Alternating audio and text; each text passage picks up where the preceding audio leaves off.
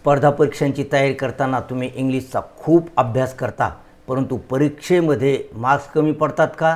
असं होत असेल तर याचं एक मोठं कारण आहे. या व्हिडिओमध्ये आपण हे कारण पाहणार आहोत आणि स्पर्धा परीक्षेच्या इंग्लिशची अगदी सिस्टमॅटिक पद्धतीने कशी तयारी करता येते हे समजून घेणार आहोत. मित्रो नमस्कार, मी डॉक्टर नारायण बिडवे. स्पर्धा परीक्षेमधील ग्रामर, व्होकॅब्युलरी, फ्रेजेस मध्ये चुका होण्याचं सर्वात महत्त्वाचं कारण म्हणजे वेगवेगळ्या टॉपिक्सवरील प्रश्न संपूर्ण प्रश्नपत्रिकेमध्ये विखुरलेले असतात.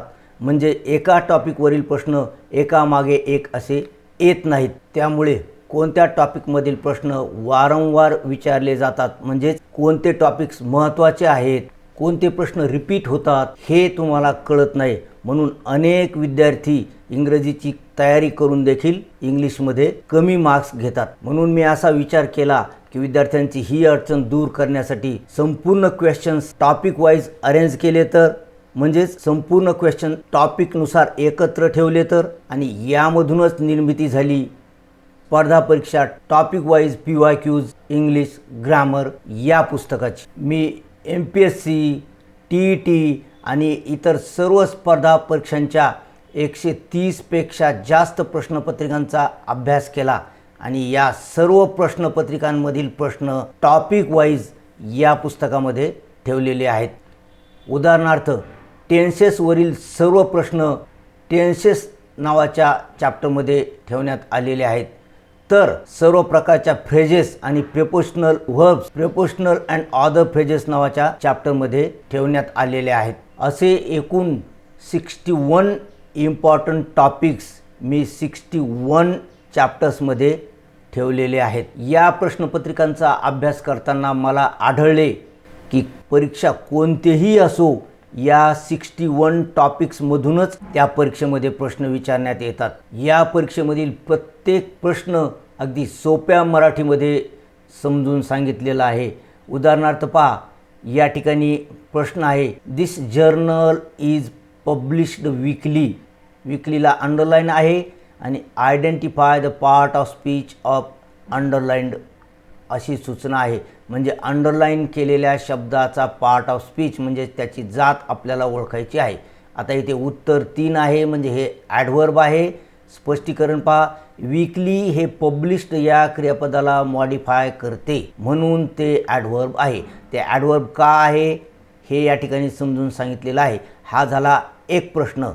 यासोबतच पहा, वीकली ट्रेंड या नामात हे ॲडजेक्टिव्ह आहे.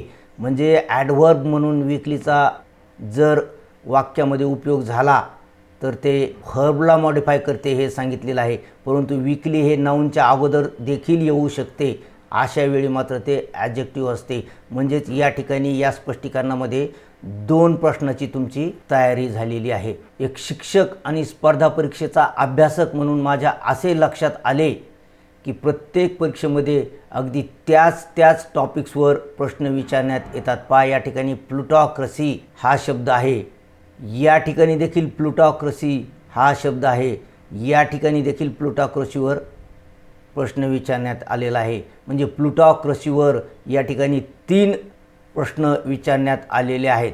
आणि प्लुटॉक्रसीचा अर्थ काय आहे? पहा, या ठिकाणी प्लुटॉक्रसीचा अर्थ दिलेला आहे, प्लुटॉक्रसी श्रीमंतांच्या तंत्राने चालणारे सरकार. एवढंच नाही तर या ठिकाणी पहा, ॲरिस्टॉक्रसीवर प्रश्न विचारण्यात आलेला आहे.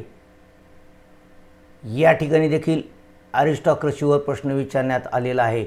अशा प्रकारे तेच प्रश्न वेगवेगळ्या परीक्षांमध्ये रिपीट होतात. ग्रीन हायलाईटमध्ये तुम्हाला परीक्षांची नावे दिसतील. म्हणजे तुम्ही जर हे टॉपिक तयार केले तर पुढील प्रश्नपत्रिकांची तयारी तुम्ही अगोदरच केलेली असणार. आणि हाच या पुस्तकाचा सर्वात मोठा फायदा आहे. जर तुम्ही MPSCच्या स्पर्धा परीक्षा, TET किंवा इतर कोणत्याही स्पर्धा परीक्षेची तयारी करत असाल तर अशा प्रकारचे टॉपिक वाईज प्रश्न तुम्हाला या पुस्तकामध्ये मिळतील. एवढेच नाही तर आपल्या चॅनलवर या पुस्तकातील टॉपिकवर मी व्हिडिओ तयार करणार आहे आणि अशा प्रकारे कोणत्या टॉपिक्सवर कशा प्रकारचे प्रश्न येतात, कोणते प्रश्न रिपीट होतात हे संपूर्ण आपण या चॅनलवर पाहणार आहोत. म्हणून MPSCच्या ग्रुप बी, ग्रुप सी किंवा TET किंवा इतर सर्व स्पर्धा परीक्षांची तुम्ही गांभीर्याने तयारी करत असाल तर हे पुस्तक तुम्हाला फायद्याचे ठरेल. कारण या पुस्तकामध्ये सर्व प्रश्न हे टॉपिक वाईज म्हणजे टॉपिकनुसार ठेवलेले आहेत आणि त्यामुळे तुमची स्पर्धा परीक्षेची तयारी अगदी सिस्टमॅटिक होणार आहे. या पुस्तकाची लिंक खाली डिस्क्रिप्शन बॉक्समध्ये दिलेली आहे. हे पुस्तक ऑनलाईन आणि पुस्तकांच्या दुकानामध्ये देखील उपलब्ध आहे. आणि मित्रहो, या पुढील व्हिडिओमध्ये मी तुम्हाला या पुस्तकाचा कंप्लीट वॉकथ्रू दाखवणार आहे, म्हणजेच पुस्तक परिचय करून देणार आहे. या पुस्तकात काय आहे, हे पुस्तक कसे वापरायचे, इंग्लिशचा कोणत्या पद्धतीने अभ्यास करायचा, कोणत्या घटकांवर किती प्रश्न विचारण्यात येतात, हे सविस्तर आपण या व्हिडिओमध्ये पाहणार आहोत. या व्हिडिओमध्ये तुम्हाला या पुस्तकाचा स्पर्धा परीक्षेची तयारी करण्यासाठी कसा उपयोग करायचा हे कळेल. म्हणून डोंट मिस दिस व्हिडिओ. भेटूया या व्हिडिओमध्ये. तोपर्यंत have a good day. Thank you.